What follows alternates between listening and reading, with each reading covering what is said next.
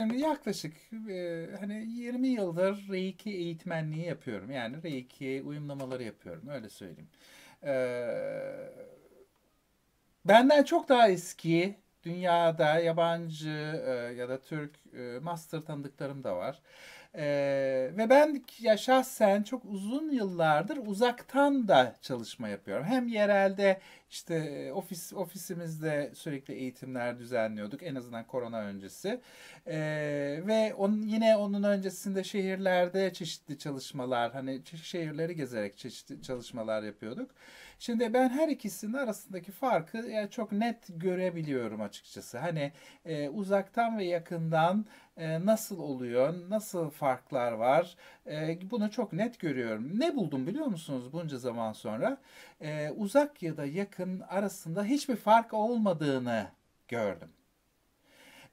Hatta aksine yani hatta uzaktan olanı daha çok tercih ediyorum karşımdaki öğrenci için. Neden biliyor musunuz? Şimdi bu uyumlama prosesiyle ilgili bir küçük bir bilgi vereyim. Şimdi uyumlamalar aslında 3 dakika 5 dakika süren bir işlemdir.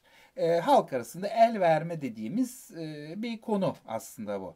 Reiki'nin de kendine ait bir ritüeli var ve o ritüeli gerçekleştirdiğiniz zaman öğrencide ya da karşınızdaki kişide Reiki enerjisi ne uyumlanmış oluyor ve Reiki enerjisi artık onda akmaya başlıyor. Şimdi yakından yapıldığında bu 2-3 dakikalık yani hadi 5 dakikalık bir dediğim gibi bir ritüel aslında. Tabii bunu süslerseniz yarım saate 40 dakikaya da aslında uzatırsınız ama hani ama uyumlamanın doğası 3 dakika 5 dakikadır. Şimdi yakından yaptığınızda karşınızdaki kişi bir yerde oturuyor, gözlerini kapatmış, işte bekliyor. Sonra orada siz bir takım işlemler yapıyorsunuz ve 3-5 dakika sonra hadi diyorsunuz gözleri açabilirsin diyorsunuz. Şimdi zaten o 3-5 dakikada içerisinde de o öğrenci yani bunu alan kişi bir tetikte sürekli. Ne oluyor şimdi? Çünkü o gözler kapalı bir taraftan. Ne yapıyor şimdi? Ne yapacak? Ne olacak? Ne hissedeceğim gibi böyle bir tetikte zaten. 3-5 dakika sonra bir şeyi hissetti, hissetmedi. Artık hani zaten tetikte ne kadar rahat olabilir ki? Ve 3-5 dakika sonra tamam diyoruz. Hadi uyumlandın. Artık işte bu hayatında kullanabilirsin. Evet bu çok güzel bir yöntem.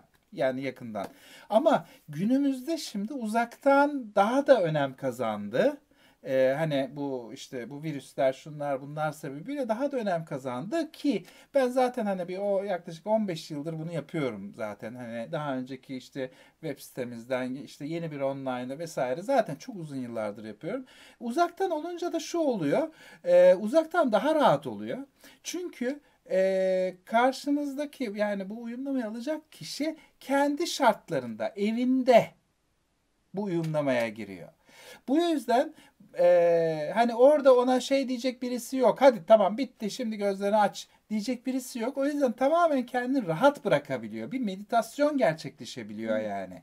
Yani orada tamamen rahat o enerjinin içerisinde o keyfi, o deneyimi yaşayabiliyor. Bu yüzden bazı öğrencilerim 20 dakikada, yarım saat mesela bunun içerisinde kalıyor ki bu bile çok güzel bir süre. Ama bazı öğrenciler de 2 saat, 2,5 saat bunun içinde kalıyor. Ne kadar güzel bir şey. Yani 2-2,5 saat bu enerjinin içerisinde kalmak ve o deneyimi yaşamak. Herkesin tabii süresi farklı. Hani ben şeyi de söylemeye çalışmıyorum. Herkes 2 saat kalmalı demek de istemiyorum ama yani bunun içerisinde bu kadar kalınabiliyor demek istiyorum. Yani bu ne demek?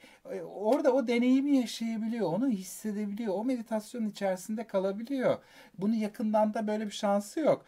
Peki şimdi ben işte A noktasındayım. Kişi de C noktasında ya da B noktasında. Nasıl oraya enerji gidiyor?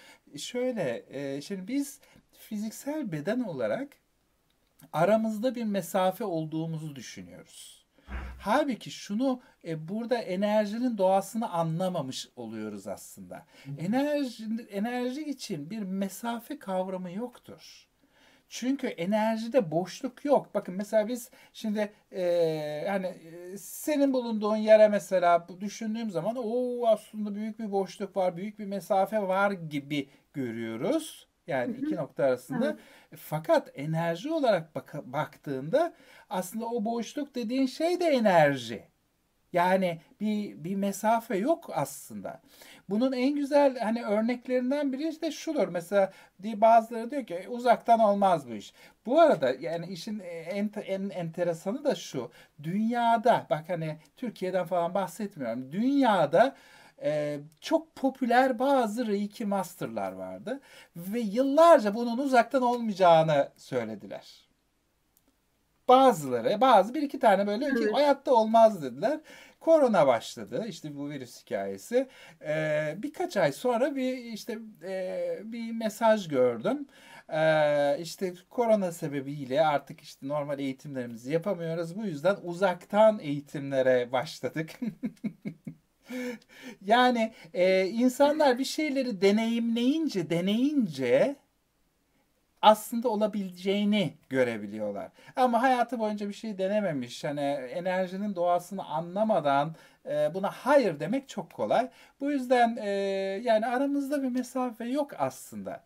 Buna en güzel açıklama da şeydir. Mesela telepati çok güzel bir örnektir. Siz bir Evet. an siz bir an bir tanıdığınızı düşünürsünüz. Pat o arar mesela.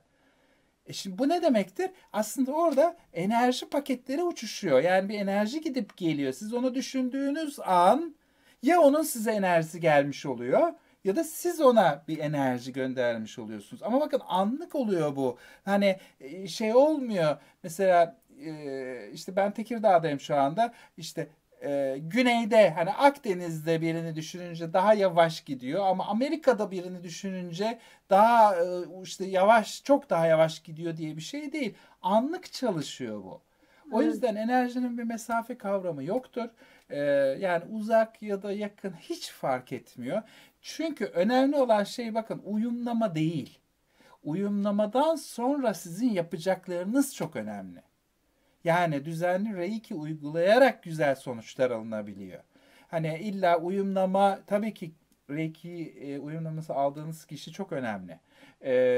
Kalben seçilmesi gerektiğini hep söylerim.